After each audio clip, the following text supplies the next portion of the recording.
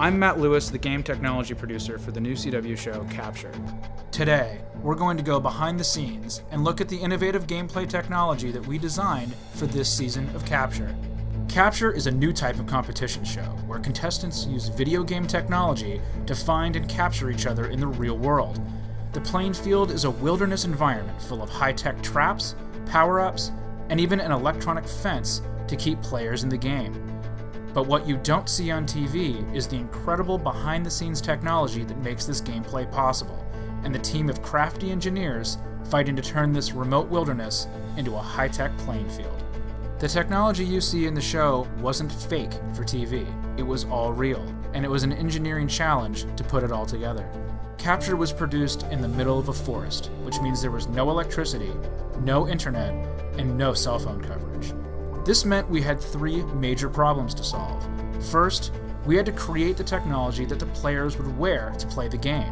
Second, we had to cover the playing field with a network that connected to the players.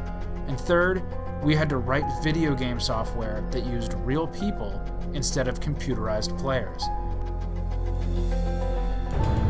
We used two key technologies on the players themselves.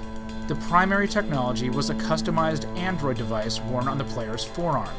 This device showed the players a map of the game, and also allowed the producers to track the players throughout the playing field.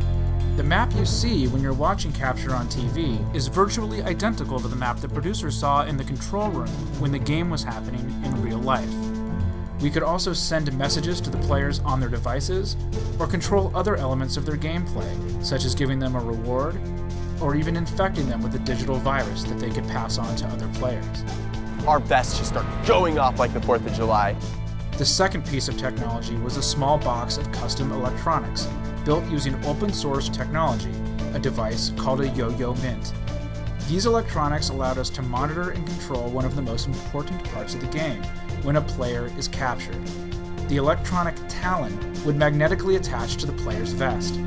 This would send a message up to the Android device, which in turn would send a message back to the producers that the player had been caught.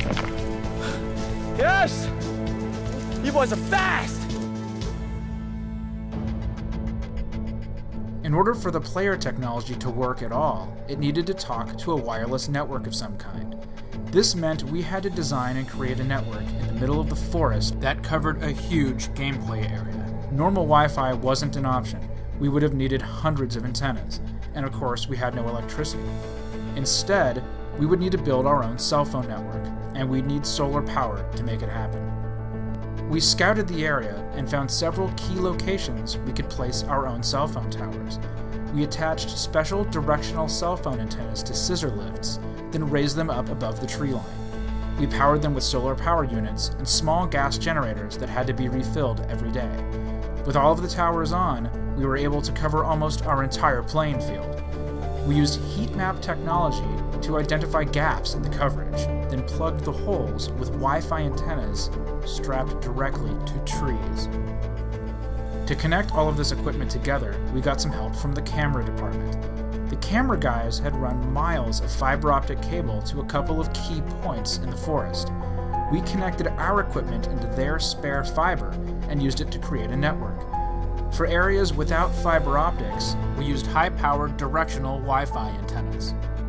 With the Wi-Fi and 3G networks combined, we'd managed to convert the remote forest into a high-tech playing field.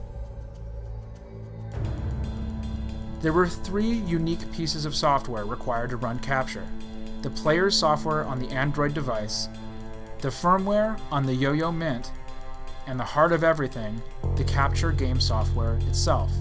The game software gave the producers a control screen showing full telemetry from each player. We could tell how fast they were moving, the status of their batteries, their signal strength, and a lot more. We could also use this software to control each player's equipment remotely, such as making their alarms go off as a penalty, or activating bonus features as a reward. For redundancy, the game software ran simultaneously in 3 geographic locations across the United States, all of which were connected to the main Capture playing field.